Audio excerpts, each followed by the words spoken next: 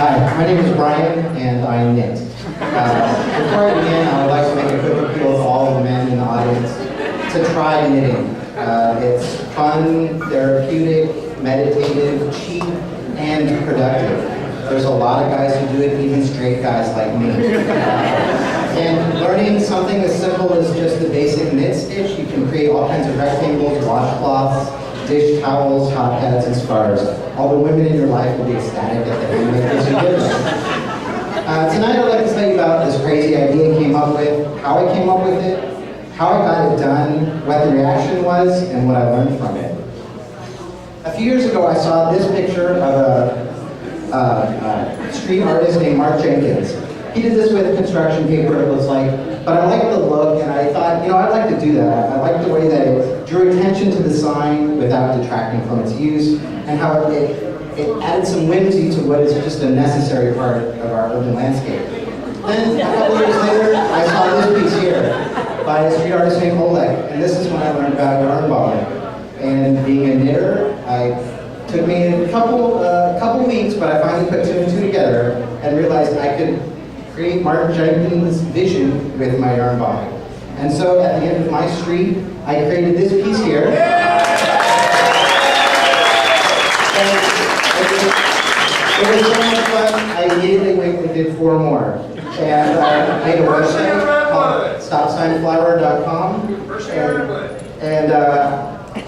Then I heard about this website called Kickstarter, which is a way to crowdsource fund small art projects. And I thought, I should make 100 of them in Claremont and find a way to fund it. So I put up Kickstarter, and Come On Community News wrote a piece about it, which got it a lot of publicity, and it actually funded.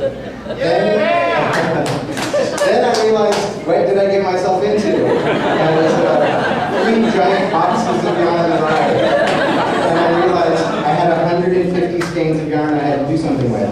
So I coordinated with about a dozen other knitters in my community. We met at Beverly's, I met at Starbucks. I would give them fresh skeins, they would give me their materials, and because I had to make 100 stems and 200 leaves. And this is where I learned that if you're going to get help on an art project, you have to accept that not everyone makes a leaf that looks like yours. It's okay, because they're going to be outside.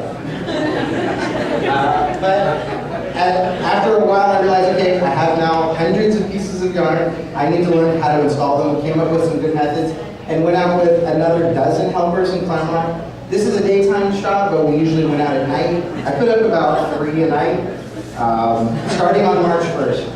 And it started to get a lot of interest. After I got about maybe 50 or 60 of them up, I got a call from the local news. They said, we would like to do a piece on you. But since I'm anonymous, I told them you can't use my face. They said, no problem, let's use your as more of them were put up, people went on the website. Hundreds of comments were posted across Facebook, Tumblr, Pinterest, and my own website. My website allows you to put a picture of yourself next to it as you put a comment. This was one of the first. I don't know this woman. The comment was, I love this. So I assume this is a smile.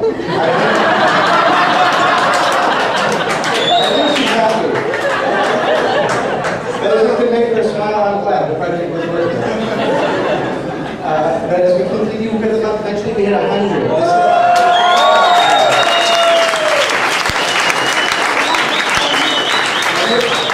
was a lot of fun, and then the city called me.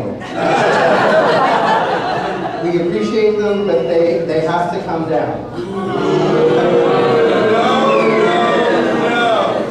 I sat on the news for a couple days, and then the council member Lori Zapp let the cat out of the bag. She put it on Twitter and Facebook, and the shit hit the fan. Everyone started calling me. It was put in the Huffington Post. It was put in the Union Tribune, and the Channel 5 News thought it was important enough to go on location that night. The flowers are in danger.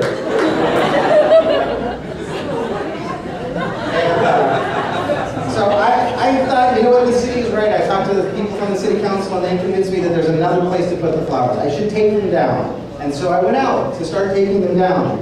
And I came across ones like this, where someone else had added a bunch of crocheted flowers. And I thought, I can't take this one down. These people love this one. It's been adopted.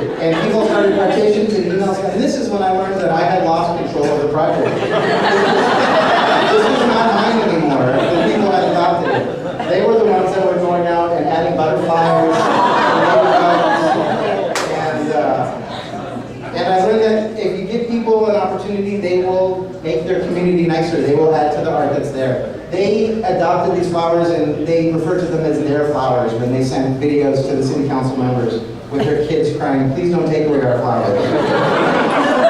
But I realized that it was probably a good thing that the city took them down. And I stopped taking them down. It was too much work with very little payoff. But with the city taking them, so I let them take them down on their schedule. And it kind of enforced the ephemeral nature of what yard mobbing really is.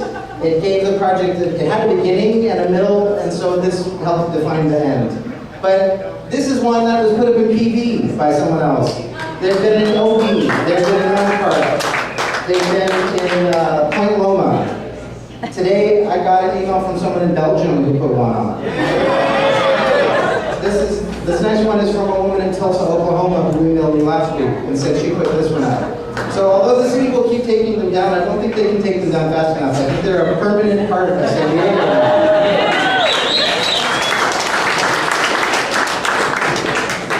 And so they will, although they are disappearing from the streets of Claremont very soon, there's going to be announcements and they will come up somewhere else. And places like this that would have just been weeds and stuff, they won't make people smile anymore, but they will still appear in Claremont.